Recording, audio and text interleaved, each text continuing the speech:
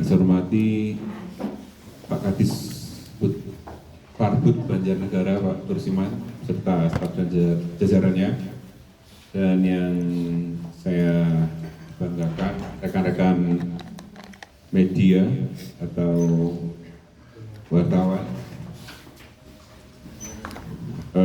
Langsung saja terkait kegiatan hari ini adalah satu kegiatan yang saya mendapatkan informasi kemarin dari rekan Badan Otorita Borobudur, dan tentu ini adalah hal yang bagi saya pribadi bersama komunitas masyarakat Dieng tentu hal yang memang menjadi harapan kami bahwa pengembangan destinasi pariwisata tentu harus punya konsep networking atau kerjasama, di mana konsep pentahelix ini menjadi konsep kami, bagaimana kami menuju mimpi kami, bagaimana kami mewujudkan pariwisata berkelanjutan. Tentunya ada beberapa pilar yang harus kami lalui setelah kami melihat dan disampaikan potensi Dieng yang alhamdulillah anugerah yang maha kuasa dari segi atraksi budaya yang begitu komplitnya, baik tangible ataupun intangible, atraksi alam yang juga sangat komplit, baik gunung beserta airnya, telaga-telaga, bahkan vulkanonya, potensi buatan yang juga mendukung. Hampir semua ada di Dieng, museum, sekarang pemandian air hangat. Mungkin tadi kalau wawancaranya sampai sore harusnya enakan sambil berenang di salah satu objek wisata di Dieng yang baru ini Pak Angin, di Bitingan, ini sedang viral juga. Dan secara hubungan lain, tentu pilar lain adalah accessibility. Memang kita ini masih prihatin dengan pengembangan Dieng tentu secara pariwisata, tapi saya yakin suatu saat pasti akan tercapai aksesibilitas yang standar. Semoga dengan teman-teman media ini selalu memblow up kelebihan dan kekurangannya Dieng. Semoga ini juga menjadi salah satu sambung tangan informasi keadaan Dieng tentunya. Secara amenity Dieng, kami bersyukur kami lahir dari konsep community based tourism development, di mana memang konsep pengembangan ekonomi partisipatif ini menjadi awal saya aktif di pengembangan pariwisata di Dieng, dimulai menjadi ketua pemuda, aktif di masyarakat sadar wisata yang awalnya diplesetkan dengan kelompok Mudariois, tapi ternyata kami buktikan bahwa kelompok ini bisa bermanfaat untuk orang lain. Dan pada akhirnya saya juga harus berbelok arah dari seorang anak desa Dieng yang bermimpi menjadi petani besar, ternyata sekarang aktif menjadi pelaku wisata. Dan tapi mimpi intinya ternyata sesuai dengan mimpi saya, bahwa cita-cita saya adalah menjadi manusia yang berguna bagi nusa, bangsa, dan agama. Semoga ini menjadi wujud dari mimpi saya, karena orang tua saya juga menyampaikan, karena orang tua saya adalah single parent, ibu yang mengatakan Farinas Anfusahum Linas. Jadi sebaik-baiknya manusia adalah manusia yang bermanfaat untuk orang lain. Dan pada akhirnya konsep pengembangan ekonomi partisipatif inilah yang mengangkat kami untuk mengajak masyarakat mengerti potensi, melihat ke depan bahwa ada sesuatu yang tentu harus kita syukuri, peninggalan yang maha kuasa melalui nenek moyang yang mempunyai mimpi yang besar dengan nama Dieng, yang berarti Edi lan Aeng. Edi yang berarti indah dan Aeng langka, atau bahkan ada yang mengatakan sebenarnya bahasa Sanskerta Dei dan Hyang, di tempat yang tinggi, dan yang berarti dewa, di mana nenek moyang kami adalah nenek moyang yang begitu setianya mengajarkan pada ajaran-ajaran langit, sehingga Konsep itulah yang menjadi misi kami pada internal masyarakat, bahwa budaya, kearifan lokal inilah yang akan menolong kami yang tentu ke depan, karena pasti sudah banyak yang tahu salah satu penyampaian daripada pelestarian budaya, semakin dilestarikan semoga semakin mensejahterakan. Setelah itu pilar daripada potensi kita tentu harus ada brandingnya, sehingga inilah mimpi ketika waktu itu kami harus buat satu gebrakan untuk mengajak masyarakat dan memberi informasi kepada calon wisatawan, kepada masyarakat secara luas. Mimpi kami tidak hanya Indonesia, mimpi kami adalah Dieng dikenal secara internasional, yang pada akhirnya kami membuat satu kegiatan yang kami sebut dengan Festival Budaya Dieng atau Dieng Culture Festival. Advertise, tentu inilah yang harus kita coba untuk mengajak siapa mitra kita, dan disinilah mitra-mitra yang ada di depan kami, para media, para wartawan yang tentu ikut menjadikan Dieng menjadi seperti saat ini. Saya ingat betul dulu ketika 2005 saya menjadi ketua pemuda, ke 2006 awal, Mbak Uut masih stafnya Pak Indro sekarang berada di Kadis Permaskes ya Pak. Saya masih ingat betul waktu saya berkunjung ke kantor UPT, dulu kantor UPT-nya belum itu. Jadi saya menanyakan ketika saya pengetahuannya petani, ketika saya menjadi petani, saya mulai aktif di kelompok tani. Saya bertanya apakah di pariwisata juga ada semacam kelompok tani, ternyata ada. Dan disitulah menjadi awal bagaimana saya mengajak pengurus kita harus menuju pada pemanfaatan pariwisata yang semoga berdampak pada penciptaan lapangan kerja, di mana pada waktu itu saya sangat merasakan sekali pemuda saya yang sangat kekurangan kegiatan, terutama di jam 8-9 mereka sudah selesai membantu orang tua, sehingga hanya nongkrong di pinggir jalan dan muncul hal-hal negatif, sehingga memang itulah yang menjadi mimpi saya, harus ada kegiatan lain. Tak mungkin pertanian karena berada di puncak gunung, sarana utama daripada pertanian ini sangat sempit, tidak mungkin semua akan menjadi petani. Dan pada akhirnya mimpi itu mulai kita rangkai secara berlahan dengan mencoba memberikan informasi tentang konsep community based berbasis masyarakat, karena pada waktu itu masyarakat Dieng sangat blank tentang pariwisata, bahwa pariwisata dianggap sesuatu yang kurang sesuai secara adab. Karena mohon maaf, mungkin di era itu banyak sekali pandangan pariwisata ini akan berdampak buruk secara lingkungan, secara budaya.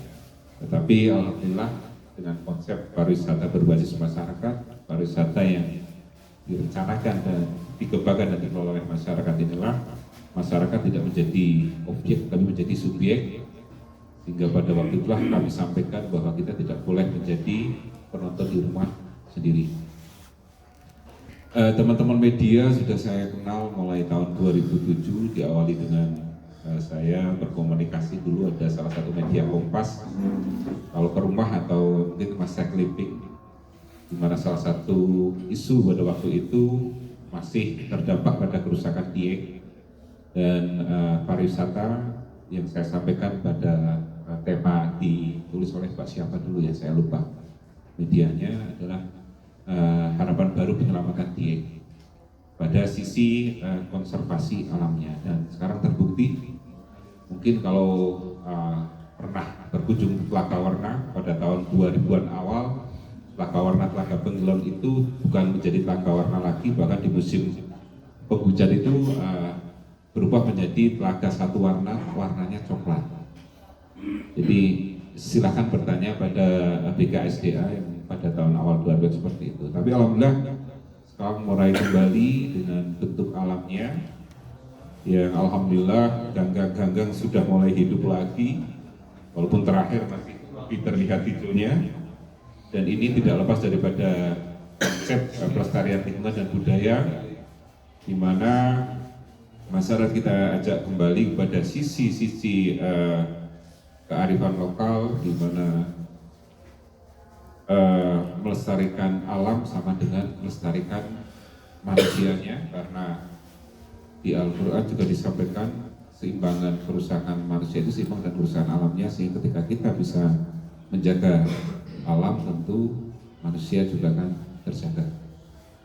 Pada akhirnya media itu menjadi semangat saya, semoga ini tidak hanya tulisan dan saya harus bertanggung jawab, dan akhirnya saya aktif di fasilitator pengembangan ekonomi lokal dan berlanjut menjadi fasilitator PNPM pariwisata dimulai di era Pak Jirwajik. Pada waktu itu Pak Dirjen, Pak Firman Syahrahim, dan Pak Direktur, Pak Bakri, ini menjadi, saya anggap menjadi orang tua pertama saya di tingkat kementerian, yang saya sangat beruntung sekali bertemu beliau di Semarang, di Gedung Gandika Bakti Praja, ketika melihat konsep pengembangan ekonomi lokal Jawa Tengah, di mana salah satunya yang dikembangkan dari 4 klaster adalah pengembangan klaster pariwisata. Dan pada waktu itu ada klaster Borobudur, Karimun Jawa, Solo, serta Dieng yang terakhir. Dan memang saya merasa bahwa saya paling tertinggal di antara 4 pengembangan klaster tersebut, sehingga saya alhamdulillah diberi semangat spirit oleh Pak Bakri bersama stafnya dari UGM pada waktu itu, yang mulai berkomunikasi dengan saya mengaku sebagai ketua Karang Taruna, dan beliau kaget karena yang lain didampingi oleh LSM, mengapa dia hanya didampingi oleh ketua Karang Taruna. Tapi disitulah ternyata perbedaan itu membuat beliau sangat tertarik, sehingga program PNPM penguat di tahun 2008, di mana program salah satu Kementerian Pariwisata pada waktu itu adalah mendukung PNPM Mandiri Menko Kesra untuk mengembangkan pemberdayaan dengan konsep PNPM pariwisata.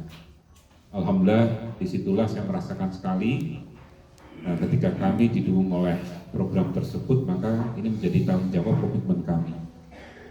Alhamdulillah, disitulah saya mendampingi 8 kelompok usaha, diantaranya adalah homestay, UMKM makanan, kerajinan, guide lokal, agrowisata, seni budaya, dan keamanan. Jadi keamanan itu adalah cacat parkir yang dulu preman, sekarang alhamdulillah menjadi teman-teman parkir, dan terakhir adalah pemasaran. Karena pilar yang selanjutnya adalah selling. Jadi dari 6 pilar itulah alhamdulillah kami mengangkat event didukung oleh teman-teman media, karena apalah kami membuat event apabila informasinya tidak sampai kepada penjuru. Kalaupun kami bisa menyampaikan mut-mut, mungkin hanya beberapa orang yang mendengar. Tetapi dengan tulisan-tulisan Anda, dengan gambar-gambar Anda, inilah informasi Dieng bisa masuk pada mungkin tingkat terjauh ataupun tingkat tertinggi maupun terbawah. Kami beruntung sekali teman-teman media pada waktu itu mendampingi kami tentang potensi Dieng melalui berbagai mungkin program ataupun proyek panjenengan, baik ada yang mungkin dari media cetak, media televisi dan lain-lain, tetapi itulah hasil kami, karena ternyata pada konsep pengembangan ekonomi, ketika kita mengemas suatu kegiatan, apabila brandnya sudah ada, advertisenya bagus, maka nilai untuk jualnya pasti akan kita bisa tentukan. Jadi inilah hal yang harus kami sampaikan kembali. Terima kasih, dan tidak henti-hentinya. Yang selanjutnya adalah masyarakat, maka inilah target kami, di mana peran masyarakat dalam konsep pariwisata berkelanjutan, maka ini menjadi penting. Lalu saya sampaikan di beberapa forum bahwa saya selalu berharap masyarakat tidak menjadi penonton di rumah sendiri, sebagaimana saya harapkan juga di Culture Festival saya sangat berharap yang nonton itu bukan masyarakat sendiri. Terkadang kita banyak melihat event-event yang sangat ramai, tetapi mungkin dampaknya tidak begitu maksimal karena event-event tersebut terkadang hanya sebagai seremonial saja. Mohon maaf ini mungkin agak difilter ya bahasanya ya, saya ini terutama kadang saya melihat salah satu kegiatan event besar di setiap daerah, misalnya Festival Hari Jadi yang anggarannya mungkin kadang besar bagi kabupaten manapun, kadang dampaknya justru tidak berdampak pada peningkatan ekonomi, justru pada ya mohon maaf ya pengurangan ekonomi. Karena saya melihat yang datang pasti masyarakat sendiri, masyarakat disuruh nonton bahkan mengeluarkan biaya dan tidak ada feedbacknya. Dan inilah yang kita angkat pada konsep Culture Festival karena target kita adalah wisatawan. Dan alhamdulillah ketika kita berbicara wisatawan, maka awalnya kami membuat target Culture Festival ini targetnya sesuai dengan tema budaya. Awalnya kita ingin mengenalkan budaya ini kepada segmen pelajar awalnya, di mana awal Culture Festival itu kita membidik pada liburan sekolah akhir Juni awal Juli. Tetapi setelah kami dididik oleh teman-teman akademisi, jadi alhamdulillah ada beberapa survei yang mengatakan justru pengunjung Dieng ini bukan dari pelajar atau mahasiswa, justru lebih banyak dari kalangan usia menengah atau sekitar 20 tahun ke atas. Mereka adalah sudah pekerja, family yang secara tingkat keuangannya sebenarnya sudah mencukupi, bahkan lebih berkualitas.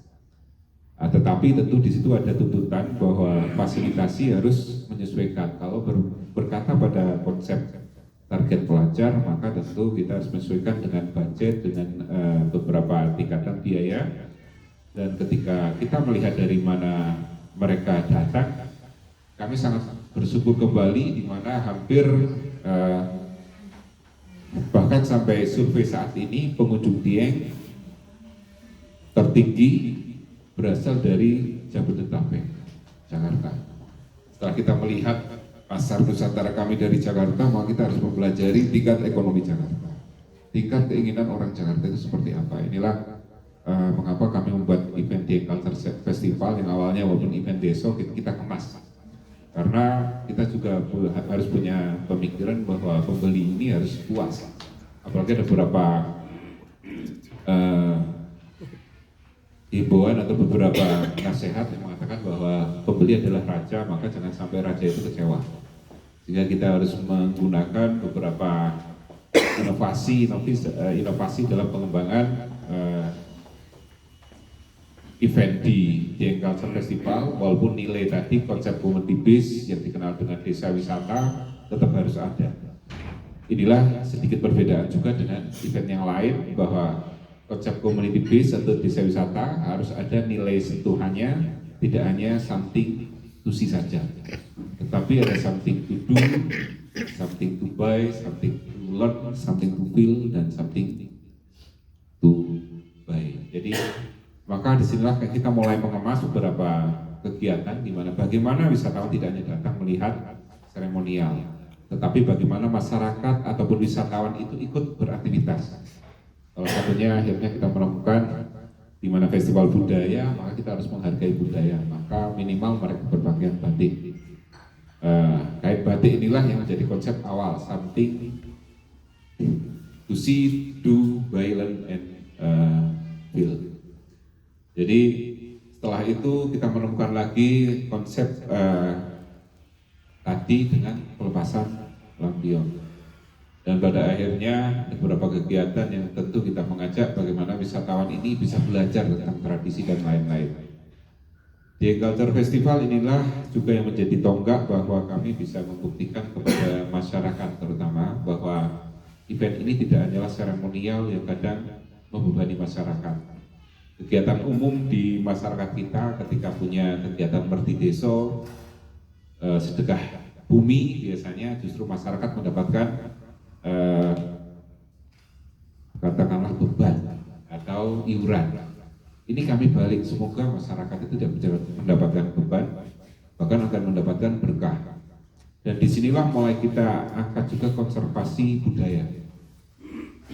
di mana salah satu yang kita angkat adalah pencukuran anak gimbal atau gembel. Di sini lebih dikenalnya gembel, tapi bukan gembel di bawah kolong jembatan, tapi gembel ada sebutan rambut yang mengikat itu gembel.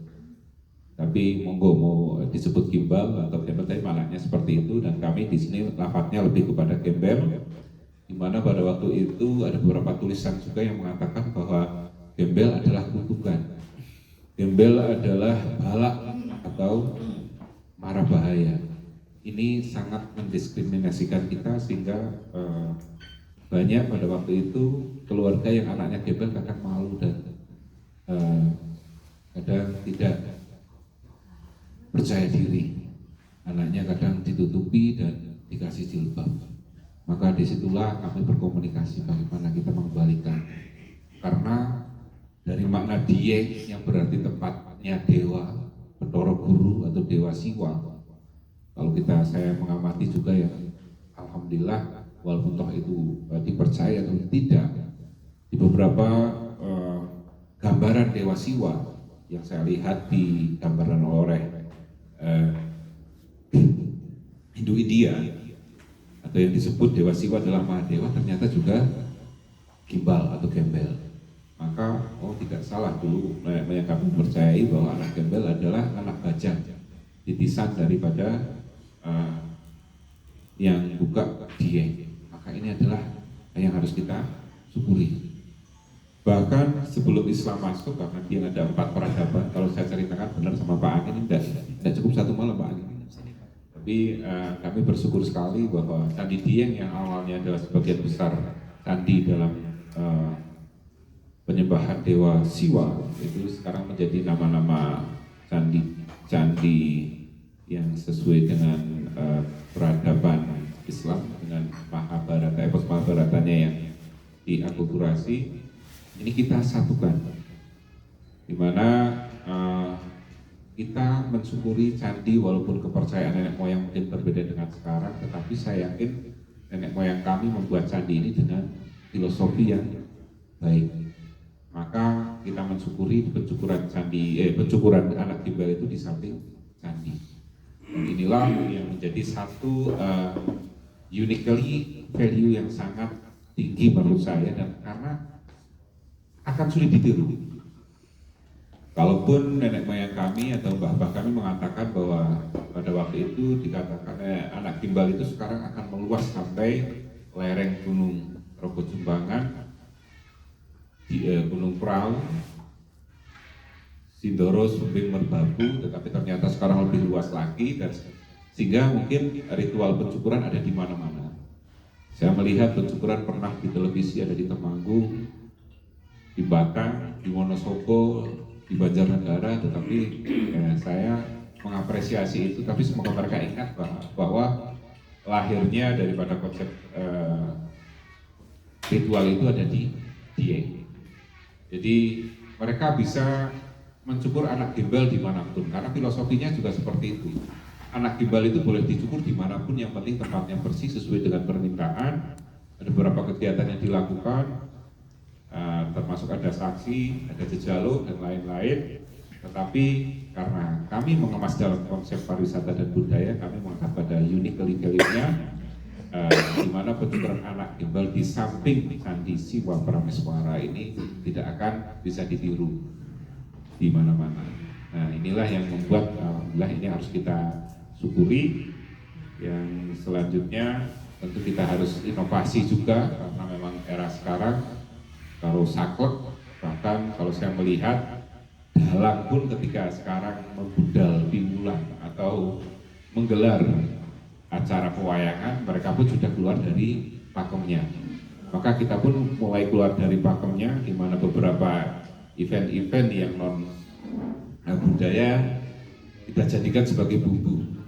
Ya, sebagaimana budaya orang Jawa harusnya makannya mungkin nasi ataupun jagung ataupun yang lain. Tetapi karena eranya sekarang, ya orang Jawa tidak salah dong kalau makan hamburger misalnya. Maka kami budaya Dieng pun semoga tidak salah ketika ini hanya sebagai bumbu. Ketika ada pagelaran lain, bagaimana ada musik jazz atas awan dan yang lainnya. Jadi ini adalah awal di mana memang untuk mengajak teman-teman media. Pada waktu itu sebenarnya event ini juga masukan dari teman-teman media yang pada itu mengatakan, Mas kalau bisa buat satu kegiatan yang spektakuler, jadi media pasti akan datang karena kebutuhan media tentu harus membuat berita yang berbeda dari biasanya. Dan pada waktu itulah alhamdulillah targetnya tercapai. Awalnya kami tidak bisa memilah mana media, mana fotografer dulu, tapi intinya saya senang ketika pada waktu itu di media cetak karena tahun 2010 jadi banyak sekali berita tentang kegiatan Dieng Culture Festival Betulan Gimbal. Setelah itu juga ada beberapa televisi yang menayangkan itu. Ini menjadi bangga banget. Bahkan pada akhirnya pada waktu itu masih era belum WhatsApp ya, masih banyak yang kontak, wah Mas ini baru tampil di televisi dan lain-lain. Ini artinya ini bisa menggambarkan art podcast kita ini dibimbing ataupun diaplikasi atau dikemas oleh panjenengan ini sangat membanggakan bagi kami karena bermanfaat untuk kami. Dan pada salah satu yang kami pikirkan, saya hanya mampu berdoa karena ada satu di keyakinan kami, barang siapa bisa memfasilitasi kebaikan dan orang itu mendapatkan kebaikan dan melakukan kebaikan, maka yang memfasilitasi juga akan mendapatkan pahala yang sama. Jadi berkat teman-teman media, insya Allah sekarang ekonomi Dieng luar biasa. Kemarin banyak yang umroh, yang haji, mungkin kalau jenengan yang belum haji, insya Allah pahala haji umrohnya mereka juga bagian dari pahala umroh hajinya panjenengan. Gitu. Dan saya selalu juga berpikir bahwa Dieng semoga tidak pada titik puncak saat ini, karena ada ketakutan saya pada kurva sebetulnya. Ketika melihat kurva pada kita mulai dari bawah pada titik yang mulai berkembang maju, apakah kita mulai pada titik turun? Terkadang ada ketakutan di situ. Maka ketika kembali kita pada konsep sustainability atau pariwisata berkelanjutan, maka ini adalah tanggung jawab kami bahwa Dieng ini tidak hanya untuk saya. Saya sampaikan kepada masyarakat, kepada pemuda bahwa Dieng ini titipan. Uripnya kalau mampir ngombe, hidup itu seperti orang mampir minum, dan pada akhirnya kita harus bergantian. Maka siapakah pengganti kita adalah anak cucu kami. Ini yang paling prioritas. Maka dari situlah saya menyampaikan bahwa hal yang sekarang menjadi baik, hal yang semakin bermanfaat, semoga harus tetap bermanfaat untuk anak cucu kita. Maka berbicara sustainability atau berkelanjutan itulah kita harus sadari bahwa warisan dari Yang Maha Kuasa melalui nenek moyang di masa lalu dan kita rasakan pada saat ini harus kita pertanggungjawabkan pada Dieng di masa depan. Jadi hal inilah yang selalu saya sampaikan kepada masyarakat, walaupun dinamika di masyarakat juga tidak semudah yang kami sampaikan. Ternyata permasalahan selalu akan timbul, tidak ada nyamannya. Kalau di awal banyak yang menentang bahwa ketika saya membuat event budaya, dulu tokoh agama menyampaikan, bagaimana dengan masalah pernah ngaji di pesantren kok gawe event musyrik, itu juga pernah saya rasakan. Bahwa di Dieng Festival ketiga, saya merasakan sekali ada isu tentang Islam garis keras yang mau mengacaukan event kami. Kami merasakan sekali ketika event itu serasa tidak selesai-selesai karena kami harus membuat beberapa strategi, masukan dari banyak orang, tapi ini jangan begitu ditulis lah, nanti difilter. Tapi pada akhirnya kita bisa membuktikan dan justru itu hikmahnya melahirkan beberapa konsep event. Salah satunya sampai saat ini yang dari konsep itu adalah Kongko Budaya. Jadi setelah ada isu itu, saya mulai mengangkat salah satu adalah Kongko Budaya. Mengapa harus ada Kongko Budaya? Karena Kongko ini ngobrol budaya yang kita mixkan dengan beberapa target kita, yaitu tentang pariwisata, budaya, agama, dan ekonomi syariah. Dan inilah yang tetap akan kami angkat besok pada gelaran. Jadi selama 3 hari, diawali dengan aksi Dieng Bersih karena berbicara pada saat kelanjutan. Kami bersyukur ada Bank Indonesia yang mendukung kami, bahkan tahun lalu memberikan anggaran yang tidak sedikit bersama dengan PT Q Dipa membuatkan hanggar sampah. Saat ini sudah mulai berkembang, bahkan salah satu hasil dari pengolahan sampah itu sudah bisa membuat bahan bakar juga dan sudah bisa mulai menjadi berkah yang awalnya menjadi masalah.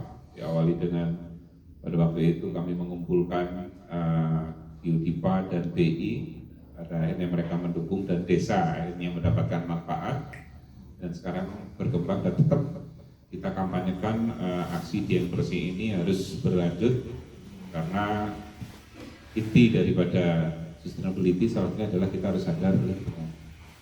Dilanjutkan dengan nilai budaya, yaitu hari pertama ada pelepasan napak tilas. Napak tilas tahun ini kita barengi dengan beberapa penanaman pohon di samping mata air. Karena banyaknya mata air yang mati, beberapa dulu yang saya hanya tinggal cerita, kemarin kami nitip kepada para sesepuh, karena dulu ada katanya ada telogo siton di depan Candi Krishna atau Candi Torwati, sekarang menjadi lahan karena pendangkalan. Ada Telaga Wiwi di utara Desa Dieng, itu sekarang sudah hilang. Nah, ini adalah ternyata filosofi dari napak tilas, salah satu cara menyelamatkan lingkungan. Jadi di pagi hari ada pelepasan napak tilas dan aksi Dieng Bersih, dan di situ juga ada pemberdayaan serta konservasi budaya, di mana kelompok-kelompok kesenian desa-desa kawasan Dieng mulai kita tampilkan sebagai gelaran tari tradisional yang kami apresiasi kepada desa-desa yang masih menguri-uri kesenian tradisional. Dan di pagi harinya tetap kita gelar pameran MKM. Alhamdulillah tahun ini kembali kita angkat sesuai dengan temanya bahwa Back to the Journey, karena kita kembali kepada cita-cita awal kami mengangkat Dieng Culture Festival, mengenang yang sudah meninggal kemarin. Kami selalu berdoa setiap pertemuan. Dulu cita-citanya Mbah Naryono bersama Mbah yang lain adalah membuat Rejayeng Zaman Dieng, membuat kemakmuran Dieng. Sekarang sudah mulai tercapai, tapi tentu nilai-nilai itu harus tetap kita jaga, sehingga tujuan setelah pelestarian budaya adalah pemberdayaan masyarakat. Maka harapannya produk unggulan inilah semoga semua bisa menjadi meningkat kualitasnya, dampak kemanfaatannya, dan alhamdulillah tahun ini kita menggelar pameran produk unggulan, walaupun masih mungkin teman-teman panitia juga menjual kepada UMKM umum. Yang selanjutnya insya Allah di hari Jumat akan ada beberapa kegiatan, yaitu selain pembukaan ada beberapa sendera tari di malam hari, dan yang terbaru di tahun ini adalah cultural ceremony, di mana kita memadukan konsep budaya yang kita mixkan dengan konsep seni pertunjukan kreatif. Kita mungkin awal-awal kita mengajak Mas Alfirek, seorang seniman dari Bali, untuk paling tidak kita amati. Mau kita bisa tiru dan modifikasi, di mana beliau membuat konsep perpaduan antara mengenang budaya dan keindahan Nusantara, tetapi kita mix dengan diawali dengan sama. Kita akan promo film tentang kehidupan sosial masyarakat Dieng. Kita mengangkat tentang salah satu mengapa kami mengangkat pensyukuran anak gimbal, yaitu ketika kami harus menolong keluarga anak gimbal, terutama yang tidak mampu, karena anak gimbal itu ternyata tidak semuanya orang tuanya itu mampu. Di film itu kita menceritakan tentang satu kehidupan sosial keluarga yang endingnya kita mulai mixkan, di mana ketika bertemu salah satu tokoh itu akan bercerita tentang keindahan Indonesia, dan disitulah jauh masuk tentang cerita yang nanti kita mixkan dengan konsep musik, dengan lighting, dengan beberapa target-target yang akan menjadi yang berbeda di tahun ini. Memang biasanya ada festival musik yang kita sebut dengan Harmoni Atas Awan atau Jazz Atas Awan sesi 1, tetapi tahun ini memang di malam pertama kita angkat nanti ada sendera tari anak rambut gimbal dan kegiatan itu. Di hari kedua, disinilah seperti biasanya kita angkat konsep yang seperti pada umumnya, yaitu ritual budaya dimulai dengan melepaskan kirab budaya dari lingkungan pemangku adat sampai Candi Arjuna yang berbeda. Tahun ini kita bagi menjadi 2 sesi di pencukuran dan Jamasan kita satukan.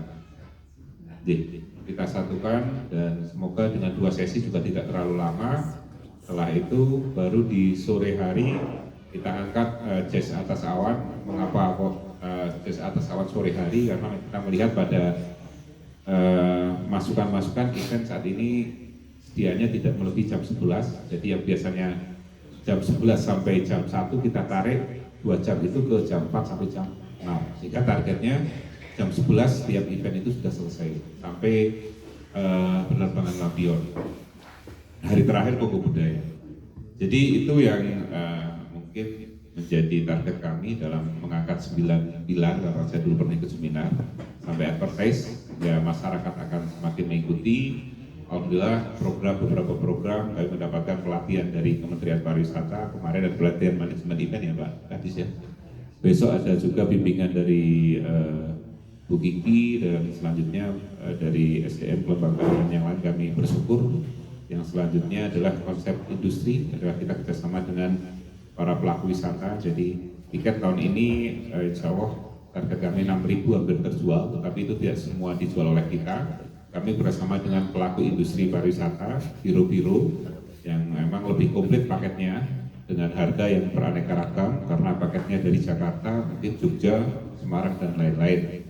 Alhamdulillah 6.000 tiket sudah hampir terjual habis, info dari teman-teman biro. Kalau yang kami sudah habis, kami jual 3.000 sudah dalam berapa ya? Karena tidak salah itu sudah sampai 1 hari habis itu.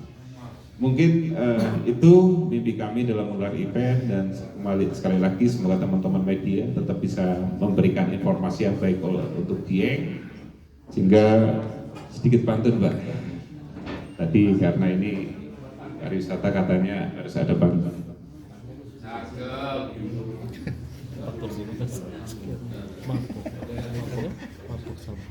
Mengirim Karika ke Surabaya.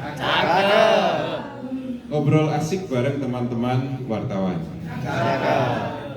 Disinilah lokasi festival budaya. Karena inilah Dieng negeri atas awan.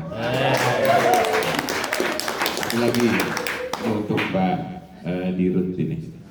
Dirut BUB, beliaulah Pak Angin. Datang dari Jogja melewati Magelang. Walaupun Dieng selalu dingin, semoga selalu tetap dikenang. Terima kasih. Assalamualaikum warahmatullahi wabarakatuh.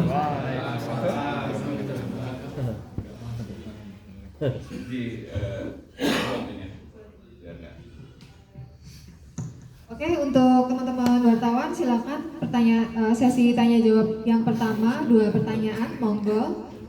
Silahkan. Assalamualaikum warahmatullahi wabarakatuh.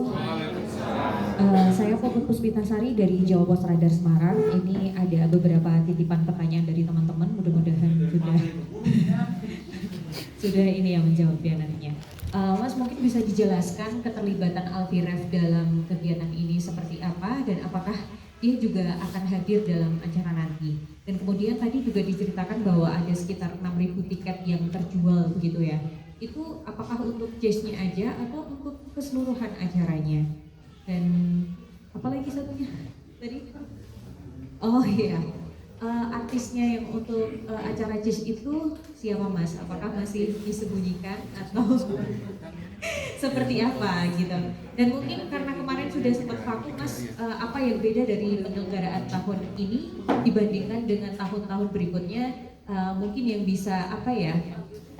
Sebagai hadiah perhatian bagi para pengunjung yang nanti akan datang. Mungkin itu aja, terima kasih.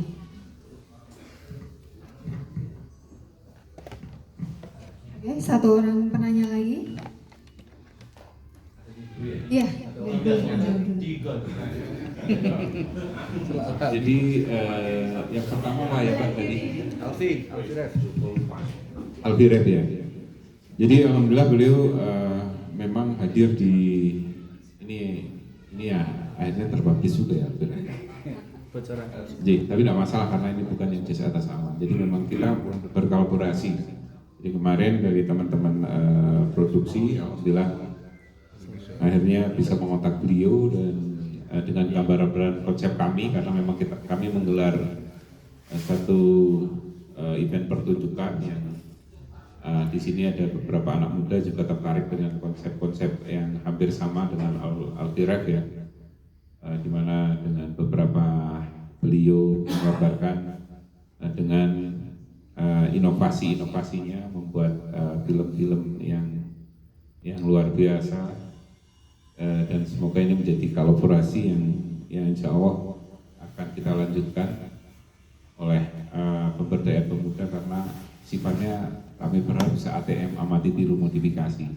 Jadi siapa ya itu yang satunya Sophia Bahmid itu siapa ya? Yang cewek Novia Bahmid. Jadi mereka akan hadir di sini nanti tapi dibuka tetap dengan sendera tari dulu dan ada film dan ada itu. Rangkaian. Nanti menggarap beliau membawa banyak perlengkapan, jadi termasuk lighting, konsep videografi nanti yang akan kita aplikasi di panggung Pandawa. Jadi ada dua panggung ya, panggung Pandawa sama panggung Arjuna. Kalau panggung Arjuna di dekat sini, komplek Arjuna lebih pada seni tradisi masyarakat tari-tarian, kalau di sana yang lebih pada tadi inovasi ekonomi kreatif karena di sana juga nanti akan ada festival kopi dan yang lain. Jadi seperti itu. Yang kedua 6.000 ya.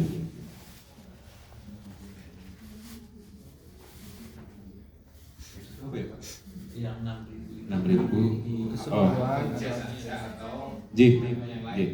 Jadi yang 6.000 itu sebetulnya paket namanya bukan tiket ya, sebenarnya paket partisipan.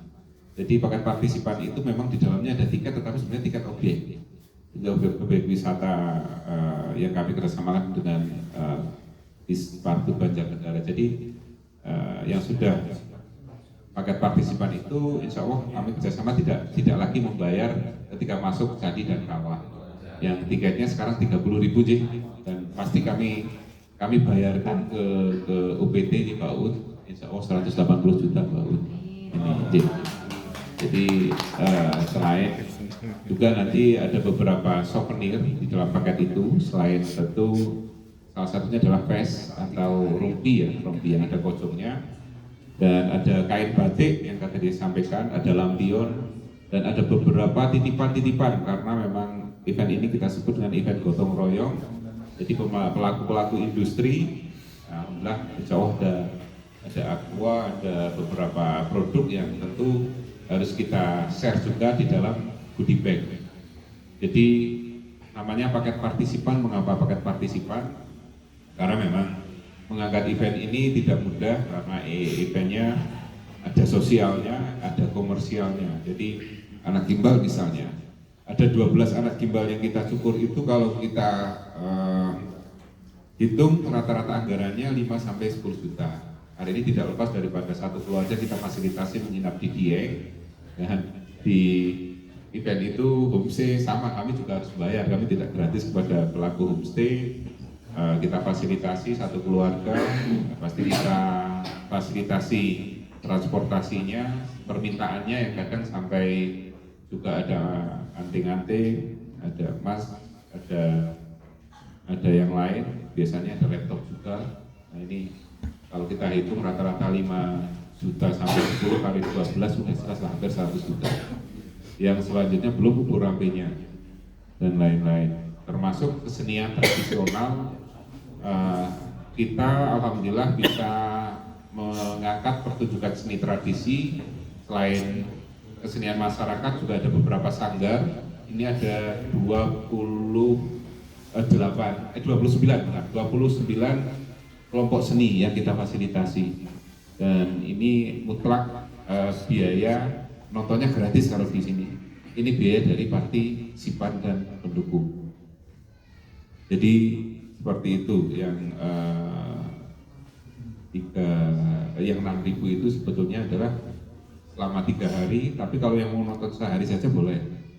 Mau nonton 3 hari silahkan. Yang mau berkunjung ke candi saja mungkin boleh. Tapi ini sudah include di paket tersebut. Jadi itu yang nomor 3 apa? Oh, artis ya. Kalau artis sebenarnya sesuai dengan tema tadi juga, bahwa dulu kita tidak pakai artis juga tetap orang datang. Jadi terakhir kami sangat mengapresiasi sih ketika kami membuat sub event Jazz Atas Awan ini menjadi salah satu daya tarik pendukung utama. Bahkan sempat dia mengatakan mengalahkan daripada event utamanya budaya. Nah, ini ketakutan kami sebetulnya. Maka disitulah kami tidak mau jualan artis lagi gitu loh. Maka ya monggo kalau mau datang, ini kan brandnya adalah Festival Budaya Dieng. Jadi jazz ini bagian daripada pendukung. Kecuali mungkin suatu saat kami mengangkat event sendiri Jazz Atas Awan ya, mungkin itu, tapi jangan saran kami ketika nanti itu lebih kepada komersial event atau yang lain. Tapi karena ini adalah event yang menjadi satu rangkaian banyak tujuan, ada sosial, pemberdayaan masyarakat, dan tadi maka mohon maaf artis tidak kita publish, tetapi mungkin kalau yang mengikuti karena memang artis juga didukung oleh beberapa pendukung, kalau pendukung itu mau mengangkat ya monggo, tetapi di kami akan pokoknya tetap ada artis ya, kita mencoba semaksimal mungkin lah bonusnya gitu. Jadi kalaupun siapapun kami tidak mau menyampaikan, tapi insya Allah tetap ada artisnya. Mungkin itu. Kita kau wis meh Bali. 2 pertanyaan selanjutnya. Monggo, meja kedua dan ketiga. Perwakilan mungkin. Udah diwakili tadi semua ya?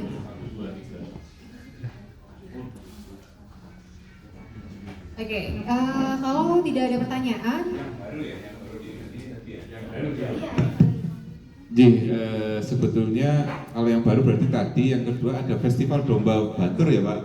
Sebenarnya dulu pernah ada, jadi ini salah satu konsep kerjasama juga dalam mengangkat potensi Dieng.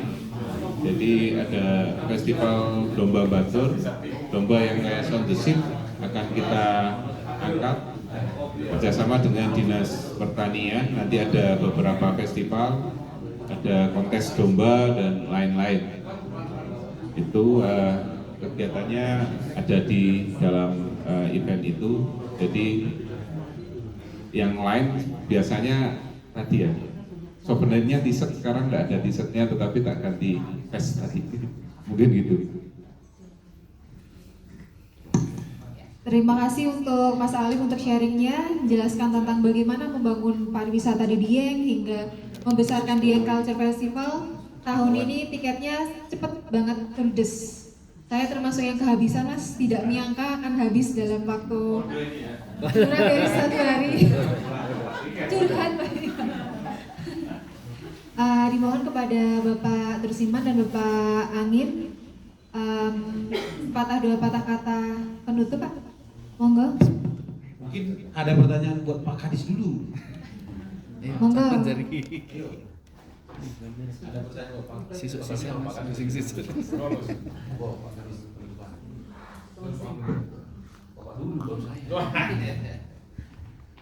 Terima kasih Bapak Ibu, teman-teman semua, para wartawan, media, Mas media lah, dan semua saya termasuk Angin yang saya hormati dan Mas Alif. Luar biasa hari ini kita bisa bertemu di suasana yang penuh dingin. Tadi sudah disiram dengan puisi pantun oleh Mbak siapa ya? Mbak siapa? Mbak Wanda. Mas Ari tentunya, artinya Pak Angin nanti mau berpantun juga. Kalau saya itu tenaga. Jadi memang dia sangat eksotis. Jadi semakin malam semakin suasana membuat kita semakin ingin terus di Dieng. Apalagi diceritakan nanti setelah dingin kita bisa berendam di air panas, air hangat di daerah Bidingan, Pakisan. Itu suatu yang sedang viral di sana dan luar biasa. Yang punya itu kaget, baru dibuat TikTok saja sudah viral. Akhirnya kita cawe-cawe juga untuk pembinaan cara pengelolaan itu. Alhamdulillah semakin besar. Dan barangkali teman-teman mau berendam, barangkali malam ini masih buka mungkin. Kita paksa bukan. Silakan. Tapi kalau sudah mentas dari kolamnya jadi dingin banget gitu. Tapi saya terima kasih sekali hari ini kita bisa bertemu dan tentunya banyak hal yang barangkali bisa nanti disampaikan ke masyarakat secara luas tentang potensi yang ada di Dieng ini. Baik Dieng kami di Sumber sebagainya luar biasa potensinya, dan ini merupakan destinasi yang sangat menjanjikan. Dan betul tadi Pak Alif, Mas Alif itu menyampaikan bahwa sekarang kelihatannya para pengunjung sudah mengarah ke dunia barat, ya, Jakarta dan sekitar Jabodetabek, termasuk berapa dari Pantura sudah mulai sini.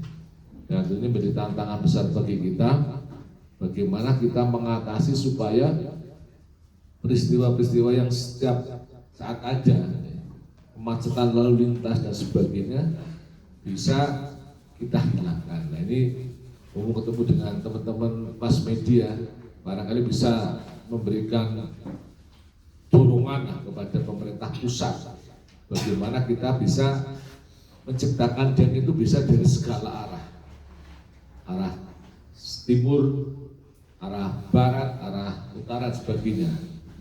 Dan Pak Amin pernah mencoba kalau datang dari Batang ya Pak Lina, paling 1,5 jam sampai sini. Dari bandara, dari bandara persis 2 jam. 2 jam. Nah kalau kita lewat jalur yang biasa sana kan bisa berjam-jam. Bahkan Pak Angin pernah nginep di jalan. Iya. Tahun 2022. 2018. Saya nginep di jalan tapi Tanjung nggak boleh nginep. Jadi saya tidur. Kita berapa jam Jung dari Wonosobo sini? Hampir start di situ pada jalan itu lah Pak. 4 jam lebih. Iya, karena kemacetan luar biasa. Kalau dalam event-event seperti ini sangat padat. Apalagi sekarang pengunjung yang pagi mau melihat sunrise itu tidak perlu naik sampai ke Sikunir ya Mas Alif ya. Bisa melihat, bisa melihat dari jalan. Jadi macet itu luar biasa kalau pagi. Jadi kalau kesini ya hindari perjalanan pagi. Dan tentunya pertemuan malam ini dia semakin kenal dengan bantuan dari Bapak Ibu semua, dan kami mudah-mudahan kegiatan bisa berjalan lancar, sukses, dan kami dari banyak negara dari kawasan Jakarta Dieng menunggu menunggu sesuatu hal yang positif dengan pertemuan ini. Artinya semakin dikenal yang ini dengan segala macam potensinya. Termasuk sampaikan terakhir tadi kita akan adakan kegiatan festival domba batur. Jadi termasuk domba yang premium. Informasi dari Chef Sapa saya kemarin ketemu di Surya Yuda, ini termasuk daging yang premium. Tidak perlu sampai ke New Zealand, cukup ambil domba yang ada di batur ini. Dijamin dagingnya dengan luar biasa.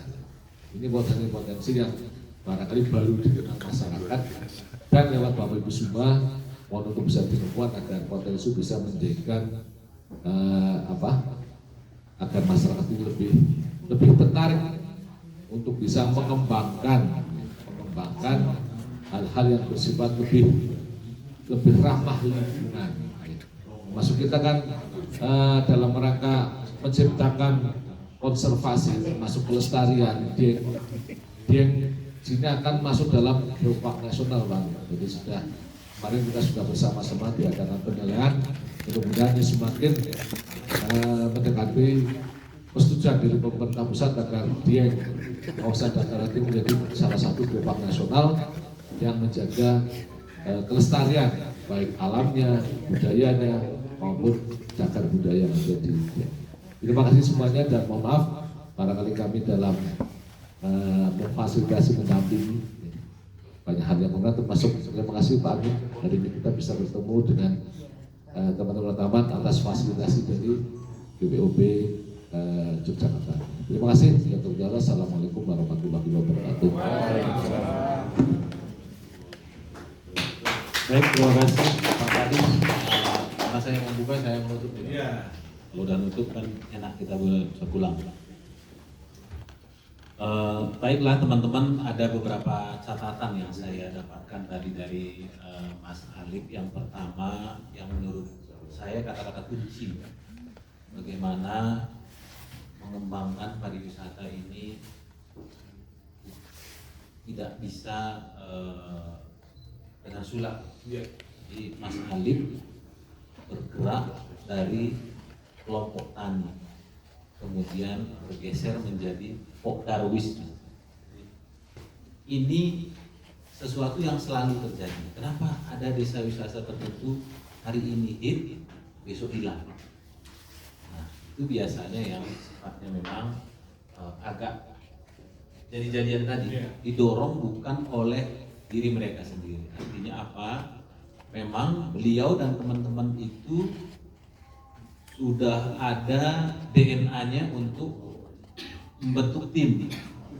Sudah, walaupun mungkin kecil, 2, 3 orang, 4 orang dari tematik pertanian, kemudian ada tematik pariwisata. Tadi kan beliau sampaikan datang ke UPT, kalau saya di petani ada kelompok tani, kalau saya ikutan pariwisata ini ada kelompok pariwisatanya enggak? Memang orang gila berkelompok ini adalah modal. Nah, ini mungkin bisa menjadi pelajaran bagi kita. Kemudian kegilaan energi beliau tadi, ternyata pada saat bersamaan ada program juga pemerintah pusat yang memang memilih dia. Mengapa dia? Karena KSPN di Jawa Tengah ini KSPN-nya kan Borobudur, Sangiran, Dieng, Karimun Jawa, 4 KSPN. Jadi sedikit cerita, awal-awal dulu ketika mengembangkan kawasan pariwisata Borobudur itu dari KSPN Borobudur, kemudian 4 KSPN sebenarnya 4 KSPN ini. Tapi setelah dilihat bandaranya Jogja. Nah, makanya ikutlah 5 KSPN di Jogja. Maka di kawasan Pasir Borobudur ini ada 9 KSPN. Dulu Pak Arbiaya itu sampai kita rapat itu kalau 4 KSPN Pak, dia bilang enggak 4 Pak, 9. Ah, kamu ngarang kamu. Itu ternyata 4. Jadi Jawa Tengah Pak, Jogja itu ada 5 gitu. Jadi memang klaster tadi ada spirit, ada energi, ada program ketemu. Nah, yang unik tadi apa? Dari 3 yang lain pendampingnya dari luar, LSM atau universitas, kampus. Beliau malah Karang Taruna. Mungkin dari satu sisi kelihatan ini nggak siap ini. Ternyata itu kesiapan tersendiri. Kekuatannya lagi-lagi dari dalam. Nah, ini mungkin perlu menjadi catatan bagi kita, bukan hanya media tapi juga kita pemerintah bahwa tidak bisa. Oh, ini harus ada cantik, ini ada potensinya, ada tahapannya.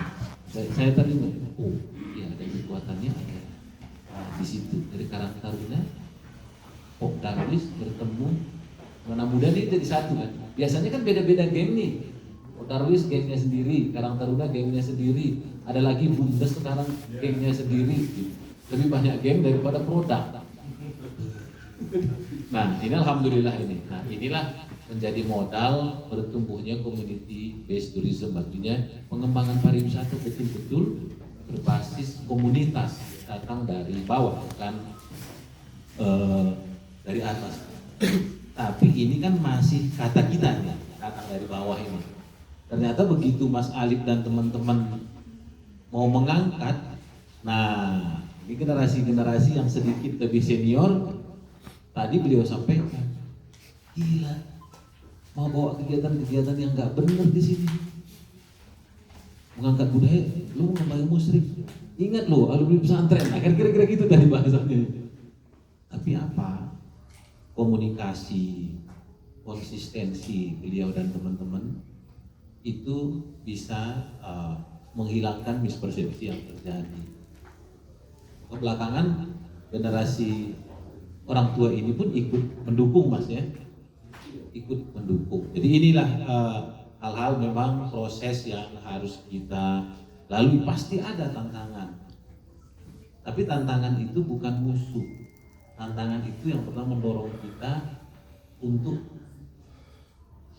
meyakinkan diri kita bahwa kita memang yang kita kerjakan itu benar.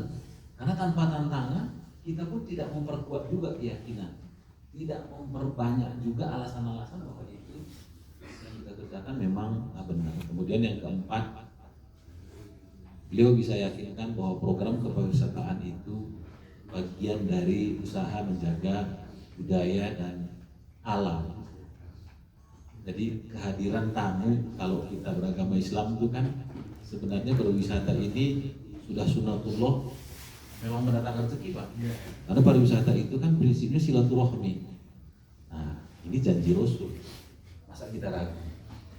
Kan gitu banget kita sholat maghrib, masa ragu janji Rasul? Rasul itu kan sudah menyampaikan kalau bersilaturahmi itu memperpanjang usia kan gitu, proses umur, mempermudah jalan rezeki. Nah itu memang salah satu jalan rezeki itu ya terjaganya aset kita, ya, aset budaya, aset alam. Nah disampaikan oleh Pak Kadis, bagaimana pemerintah berperan di sini. Dulu memang UGM itu banyak risetnya untuk Dieng ini. Mas Desta itu doktornya di sini, Desta Raharja, ya, doktornya di Dieng. Dieng ini kalau kita baca literatur, konfliknya bukan antar budaya saja, antara pertanian dengan pariwisata. Ini berkembang terus, homestay kentang berkurang karena ladang tadi saya naik dari Wonosobo udah mulai ada lagi parkir di atas bukit itu kan. Risiko longsor tinggi, kebutuhan air semakin langka ketersediaannya. Nah, ini kan tantangan-tantangan. Nah ini maka pemerintah Provinsi Jawa Tengah telah bertekad kawasan Dieng ini didorong sebagai geopark, pendekatan pembangunan baru, konservasi, tapi tetap disampaikan Mas Alif tadi, semakin dikonservasi, semakin dilestarikan, dia semakin mensejahterakan. Nah geopark ini ada 3 kabupaten ya Pak? 2 kabupaten ya. Batang bukannya kebagian? Apa pekalongannya? Nggak jadi geosite-nya itu 1 ya? 23 geoheritage Wonosobo dan Banjar. Oh itu. Di sana nggak dapat geosite ya? Tidak Pak. Oke, jadi ada 2 kabupaten ya, 23 geosite ya Bu. Ibu jatah 13 ya? 13 ada di Banjarnegara, 10 ada di Wonosobo. Saat ini proses sudah di Kementerian ESDM. Harapan kita tahun ini atau tahun depan sudah keluar hasil Kebumen bisa menjadi UNESCO Global Geopark, Dieng menjadi Nasional Geopark, sehingga nanti untuk dalam proses tidak sampai 5 tahun kita bisa UNESCO juga, karena punya kekuatan sudah cukup baik, ekonominya juga keberlanjutan. Jadi proses menjaga budaya dan alam ini harapan kita ke depan dipayungi dengan pendekatan pembangunan baru melalui pengembangan geopark. Nah, satu hal yang disampaikan oleh Mas Alif tadi, kekhawatiran. Jangan sampai yang didapat hari ini adalah puncak. Ya, kalau lihat grafisnya itu jangan sampai mulai landai-landai dan turun malah. Kenapa turun? Tadi beliau sampaikan, kalau di generasi beliau saja terus-menerus yang aktif, ya pasti turun. Produktivitas manusia itu sunatullah akan turun. maka perlu suatu proses keberlanjutan, tidak hanya SDM-nya, tapi selalu harus ada kebaruan-kebaruan yang ditawarkan. SDM-nya lebih mudah, kebaruannya pun ditawarkan. Kebaruan yang ditawarkan bisa kita lihat tentunya dengan kehadiran kita di 23, 24, 25 besok akhir pekan. Nah, hari ini dan besok kita explore apa saja sih yang akan ditawarkan selain Dieng. Cukup menarik, 6.000 tiket paket partisipan, sifatnya bukan tiket tapi paket. Ini menunjukkan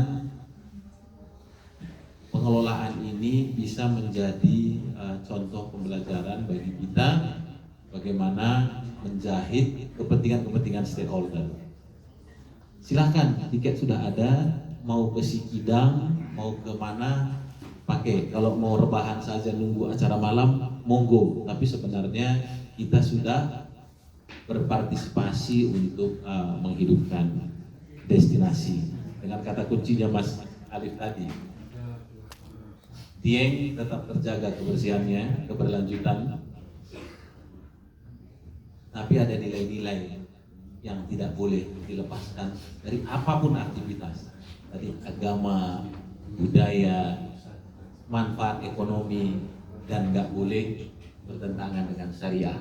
Saya kira itu tausiah kami pada malam Selasa ini. Terima kasih banyak.